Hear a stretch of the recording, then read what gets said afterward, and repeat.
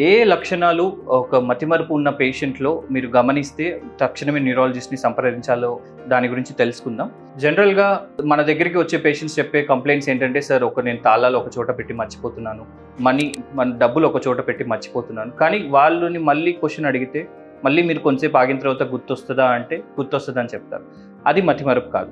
ఈ డిమెన్షియా ఉన్న పేషెంట్స్‌లో ఏమవుతదంటే, తాళాలు అసలు పెట్టామనే మర్చిపోతారు. కొన్ని సార్లు మరీ ఎక్కువైతే గనక వాళ్ళు పొద్దున్న తిన్నది ఏం తిన్నారో కూడా మధ్యాహ్నానికి మర్చిపోతారు. లేదా వాళ్ళు యేసుకునే మందులు యేసుకున్నారో లేదో మర్చిపోయి తక్కువ యేసుకోవడం లేదా ఓవర్ డోస్ అయిన కండిషన్స్ కూడా ఉంటాయి. అలానే రోజు తిరిగే వాళ్ళ ఇంటి పరిసరాల్లో గానీ దారి తప్పిపోవడం ఇలాంటివి జరుగుతూ ఉంటాయి. అండ్ బ్యాంక్ లావాదేవీలు కానీ మనీకి సంబంధించిన విషయాలు లేదా వాళ్ళ జాబ్‌లో సంబంధించిన విషయాల్లో ఇబ్బంది పడడం. ఆడవాళ్ళు అయితే రోజువారీ చేసుకునే ఇంటి పనుల్లో ఉదాహరణకి పని చేసేటప్పుడు గ్యాస్ ఆపడం మర్చిపోవడం, లేదా కూరల్లో ఉప్పు తక్కువ గానీ ఎక్కువ గానీ వేయడం ఇలాంటివి జరుగుతూ ఉంటాయి.